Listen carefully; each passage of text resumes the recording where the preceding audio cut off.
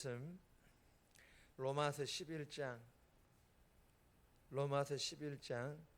13절에서 24절 신약성경 256페이지 신약성경 256페이지 로마서 11장 13절에서 24절 우리 합독은 13절에서 16절 그리고 19절에서 24절까지 합독합니다.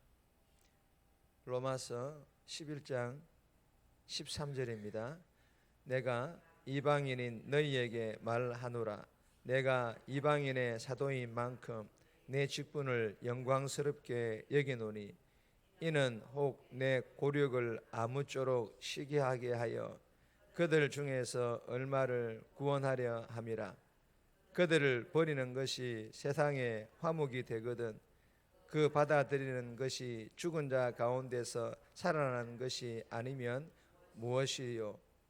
제사하는 처음 익은 곡식가루가 거룩한즉 떡덩이도 그러하고 뿌리가 거룩한즉 가지도 그러하니라. 19절입니다.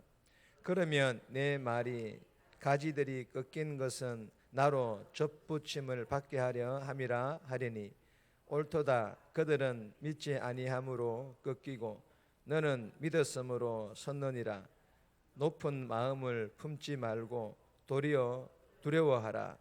하나님이 원 가지들도 아끼지 아니하셨은즉 너도 아끼지 아니하시리라.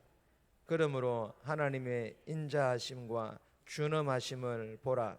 넘어지는 자들에게는 준엄하심이 있으니 너희가 만일 하나님의 인자하심에 머물러 있으면 그 인자가 너희에게 있으리라. 그렇지 않으면 너도 찍히는 바 되리라. 그들도 믿지 아니하는데 머무르지 아니하면 접붙임을 받으리니 이는 그들을 접붙이실 능력이 하나님께 있음이라.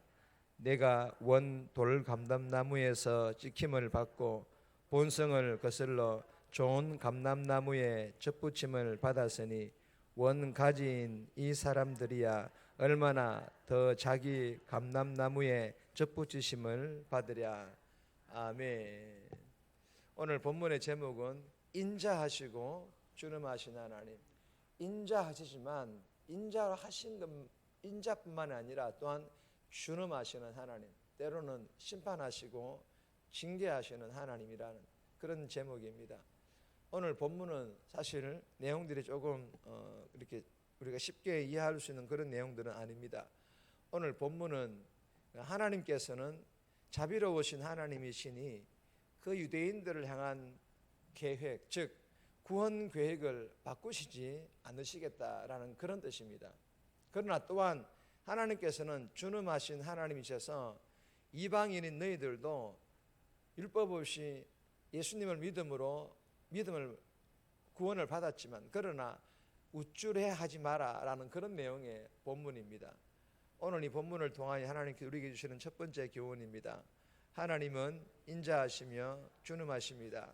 제목 그대로 하나님은 인자하시며 준엄하신 하나님이심을 우리에게 교훈합니다. 19절에서 22절까지인데 22절 말씀 보시면 그러므로 하나님의 인자하심과 준엄하심을 보라. 넘어지는 자에게는 준엄하심이 있으리니 너희가 만일 하나님의 인자하심에 머물러 있으면 그 인자가 너희에게 있으리라. 그렇지 않으면 너도 찍히는 바 되리라. 여러분 20절 말씀해 보시면 꺾였다라는 말이 나옵니다.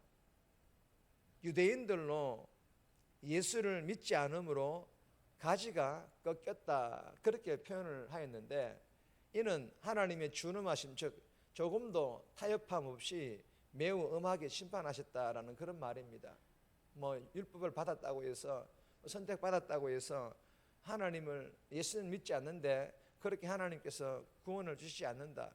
그런 자들에게도 하나님은 가지를 꺾듯이 하나님의 준엄하신 심판이 임한다. 그런 의미의 말씀입니다. 그리고 21절에 보면 원가지는 과거에 선택받은 이스라엘 민족, 이스라엘 백성들 즉 유대인들을 말하는데 원가지인 유대인들이라도 앞에 얘기했던 것처럼 예수님을 믿지 않으면 하나님의 주름하심이 그대로 적용될 수밖에 없다라는 것을 깨달아라 라는 그런 의미의 말씀입니다. 그리고 20절에 너는 믿음으로 섰다라는 이 말은, 믿음으로 섰다라는 이 말은 하나님을 믿지 않았던 이방인들이 믿음으로 섰다, 그런 표현을 하고 있습니다.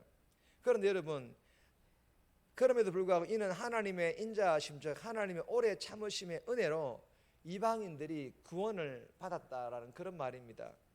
여러분, 아무리 하나님을 믿지 않는 이방인들이라도 예수님을 믿으면 하나님의 인자하심, 하나님의 오래 참으심의 은혜는 누구에게든지 그대로 적용될 수 있다라는 것을 깨달아야 함을 우리에게 교훈해 주고 있습니다.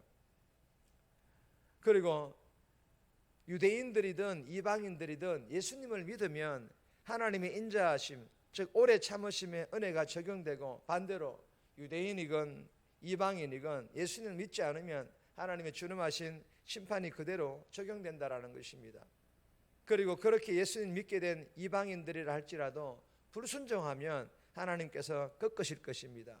22절에는 너도 지키는 바 되리라, 즉 하나님의 주름하신 심판이 임할 것이다 라고 말하고 있습니다. 사랑하는 여러분, 오늘 이 본문이 우리에게 주시는 교훈이 무엇입니까? 내가 지금 예수를 믿고 있다면 하나님의 인자하심, 오래 참으심의 은혜가 적용되었다라는 것이며, 이 은혜는 지금도 적용되고 있음을 믿고 감사할 수 있기를 바랍니다.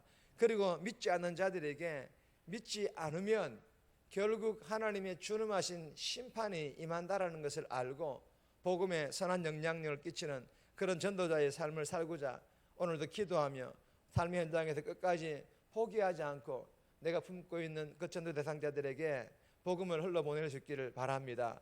그리고 또 한 가지는 구원받았다고 교만하여 우쭐대는 것이 아니라 겸손히 늘 깨어 기도하며 그렇게 오늘 하루도 저와 여러분들이 주신 교훈대로 살아갈 수 있기를 주님의 이름으로 축복합니다.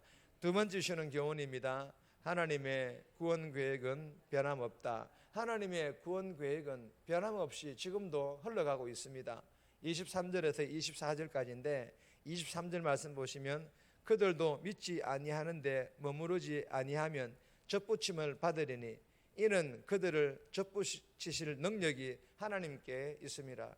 여러분, 본문은 하나님의 인자하신 은혜는 유대인들을 향하여 지금도 변함없이 열려있다라는 그런 말씀입니다. 닫혀있는 것이 아니라 유대인들을 향하여 하나님의 그 복음의 역사에 그 흐름들이 열려있다, 열려지기만 하면 들어갈 수 있다라는 그런 의미의 말씀입니다.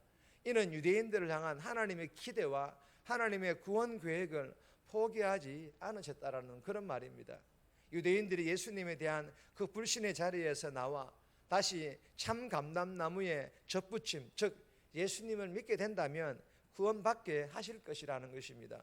여러분, 원돌 감람나무였던 이방인들에게도 이루어진 일인데 하물며 유대인들에게 얼마든지 가능하며 더군다나 능력 많으신 창조의 하나님께서 원하시는 일이시기 때문에 예수님만 믿기만 하면 반드시 이루어질 것임을 믿고 저와 여러분들도 원 돌 감람나무인 믿지 않는 가족, 전도 대상자들을 위하여서 기도하며 포기하지 않고 꼭 전도할 수 있기를 주님의 이름으로 축복합니다. 세 번째 주시는 교훈입니다.